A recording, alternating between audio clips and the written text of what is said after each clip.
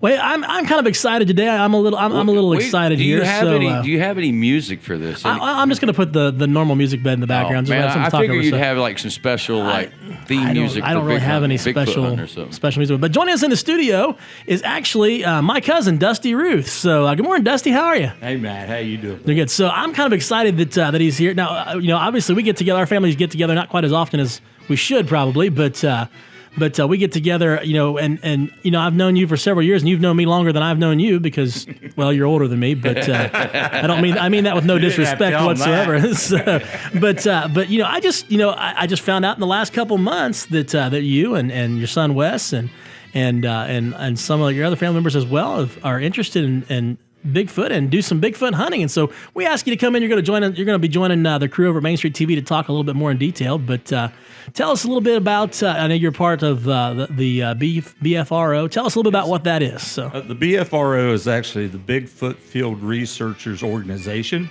It was started by Matt Moneymaker, who many of you might have seen on Finding Bigfoot on TV. He's one of the main characters of that show.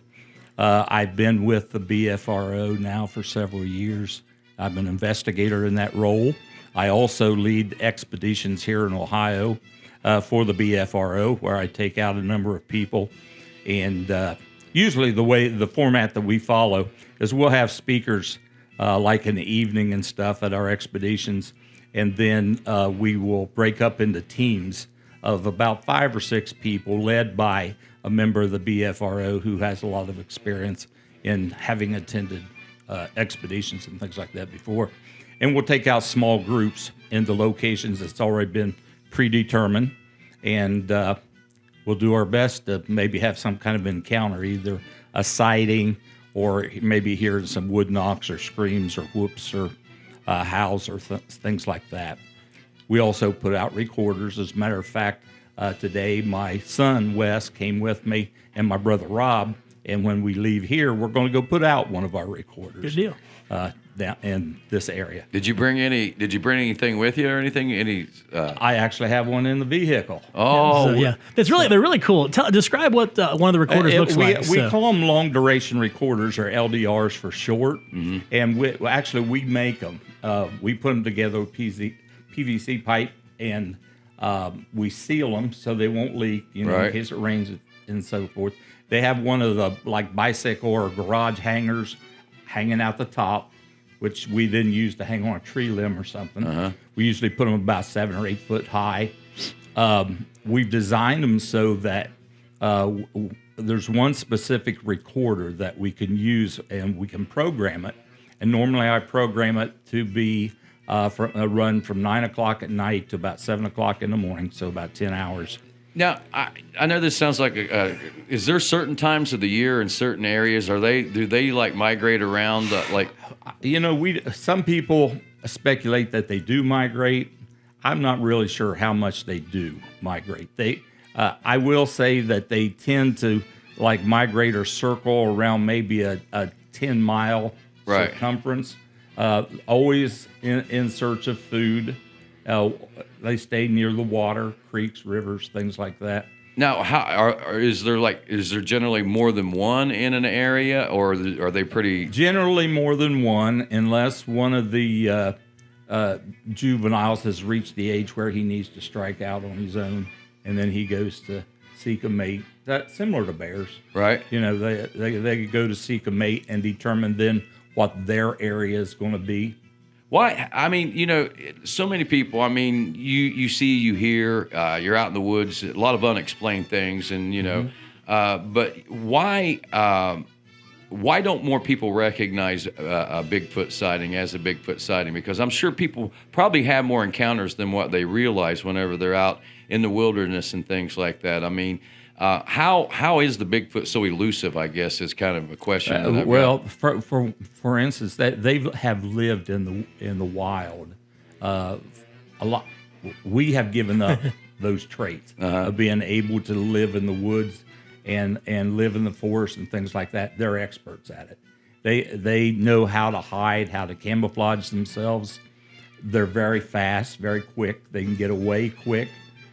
Sometimes their hair will blend in with the environment to where they can. Has there ever been any known like occurrences where someone befriends a Bigfoot or something like that in the wild? There have been reports of where people have what they call habituate Bigfoot. They'll put out food and things like that for them. I would not suggest that. They get used to it. Huh? Yeah, they want more. Yes, exactly. There have been people who have reported, and some friends of mine who have reported that they have done that, and then they create a habit. And if you quit feeding them, quit putting out food for them, they don't like it. Yeah. And sometimes they'll cause destruction to your property. Wow. They'll tear up sheds. They will beat on houses and things like that. But there's never really, has there ever been any known attacks on humans or anything like that? Because I mean, I've never heard anything like that. I've never heard of anything like that. I mean, like you say, I've heard them being nuisances, but I've never heard of an actual Sasquatch or Bigfoot actually doing any harm to it. Well, it all depends on what you want to define as an attack. There have been reports, people have alleged, and who knows whether it's just stories made up or whatever, that they have taken people at times. Sometimes that some of the old Indian tales tell that sometimes they kidnap women, children, things of that nature, and would take off with them. There have been even some modern reports of Bigfoots like attacking a truck or a car or something with people in it. Wow. So, like I said, it kind of depends on what your definition of attack is. But one of the things I wanted to highlight, because I know you're going to have to head over next door here pretty quick, but one of the things I was curious about, I had the chance to hear you talk a couple weeks ago at the Jackson City Library, and you shared, and I was kind of surprised, there's actually been several over the years sightings just right. I mean, I hear people talk about Appalachia, but there's been several sightings even right here in Jackson County. Yes. When I was over at the library, I told stories of, I don't know, maybe 10 or so reports that have taken place here in Jackson County. There actually was or were more reports than that. But I found that in the counties that I've investigated, Jackson County, for whatever reason, is probably the leader as far as hoaxes are concerned. And probably half of the reports made here in Jackson County have been determined to be hoaxes. But having said that, I came up with about 10 that were not deemed to be hoaxes. Yeah. Most of those reports either lie kind of in the northwestern part of Jackson County or the southeastern part. Those two areas seem to have the most valid reports. Most of them were sightings. Some of them were reports of like howls and knocks and things of that nature. But most of those were sightings where either somebody saw something out hunting or something run across the road in front of them. And the one story, now you don't have to mention locations or any specifics about that, but you told me one story about, the guy was out there and he thought it was something was hunched over like a deer or something, and he got closer and then it stood up, and that was all it took to get rid of him. Yes, there were two. I won't name where it was. Yeah, at, you don't have to say. There was a camp here in Jackson County where there was two employees who saw something.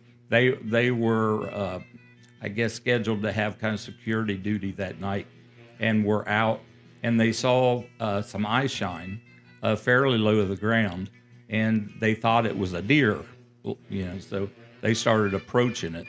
And they got within about 50 yards of it and found out it wasn't a deer because it stood up. And when they saw how tall it was and things, they became quite frightened. Yeah. And it was reported that actually Life Squad had to be called to help one of the individuals. If I was unexpected, I think I might. If I was not looking for something like that, I think it might happen to me too. So, but if someone wants to follow you guys, Dusty, or learn more, what's the best way for them to get in touch or to learn more? You can either contact us through the BFRO's website, which is www.bfro.net. Okay. Make sure they put in .net. Yeah, net, so like catching big feet. Yeah, we have the largest database of reports in the world, but you can get on there and you can actually look at how many reports were in each state. You can break it down by county and see actually what reports were made in the county and stuff. Or, if you're local and you want to talk more about Bigfoot, they can always contact me. I'll put out my phone number on here. My phone number is 740-505-7370. If you leave a message saying you want to talk to me about Bigfoot, I will call you back. You can also reach me at my email address, which is Dusty Ruth, DUSTYRUTH, the numeral 1 at gmail.com. Awesome. My question, one more question. Yeah. I don't know. Are you getting ready to send him out of here? Because I got a lot of questions. You can hit me up at that email or phone number. Well, are there any organized hunts or anything that happen around here? I mean, is there something that people can get involved in? I lead the expeditions here in Ohio for the BFRO. I'm going to be leading one in about the middle of May. Mm-hmm. It runs Thursday, Friday, Saturday, and then we break camp on Sunday. I also have another one scheduled for September. So usually I do them twice a year, May and September. That sounds like we should do that. Yeah. We should. I think we need to take the road show. No, well, I don't know about quite that far. It's a lot of fun. Well, I mean, if we're going to be there on Thursday, we got to figure out a way to do it on Friday, and then we'll go big feet hunting, and then we'll come back on Monday. And now, I've heard the story. You told me a few stories about the camping, too, and there's some good food involved, too. So, maybe. See, I'm in it for the food, if nothing else, man, and just good stories. And everyone that I have led in the last couple of years, we have had some type of encounter, whether it's been a sighting. We've had them come into our camp at night. Last year, they stole one of my recorders. Really? Yeah, and they actually stole one of my recorders and left 4 marbles in place. They were just paying for it. It wasn't a fair trade because it cost a lot more. Now, is that something they do? That they trade like that? Sometimes. Yeah. Sometimes they do. It's baffling to me because you hear and you think there's signs of some sort of communication there, that there's some sort of obviously there is, and they know to stay away from us. So they figured that out. Yeah. That's true.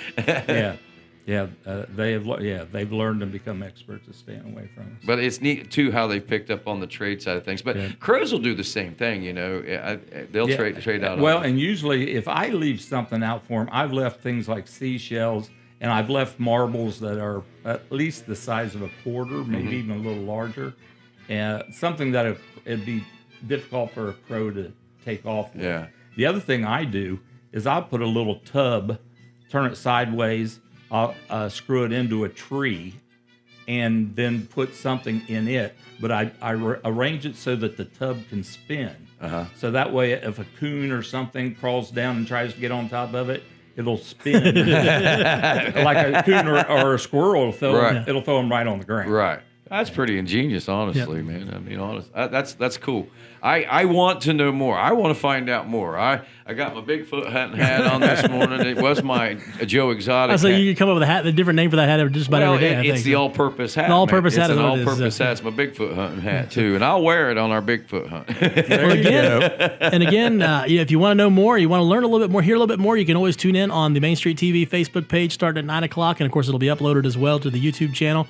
Which you need to follow our YouTube channels and make sure you like us on our Facebook page and YouTube channels and check out everything. And Dusty, as always, thanks for stopping in this morning. It's good to see you as always. I'll almost swing over and say hey to the other boys in a couple of seconds too. But again, check it out. If you want to learn more about Bigfoot, check out the BFRO and maybe even see what you can do. All right, time out. I want to hear a Bigfoot call before you get out of here. I can't do them very well. I really can't. I don't even try. Are you gonna attempt to give him what you did earlier that didn't sound anything? I'm not real sure how they sound. I know I made that sound a few minutes ago. More like a whoop, they are. Whoops, I love the whoops. Those are my favorite because they just sound so distinct and so pure. For most part, it seems like women can make that sound.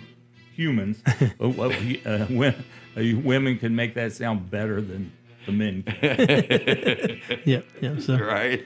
Well, I don't know what kind of sound you were making earlier today. There wasn't anything beautiful about it. I can tell you that. So I can't even reproduce the sound. It was it was more like a screech, is what it was. It was nothing like that. So, they are because you played several of them that night, and they do sound really cool. So, but if you want to know more, follow them on Facebook. On Facebook, check out the interview coming up at 9:00 and. Have a lot of fun. And we got more stuff coming up here on the Morning Crew, too. So stick with us. We're just getting started. 8:40 now on Mix 96 FM. 61 degrees with partly sunny skies. Climbing up to 75 today.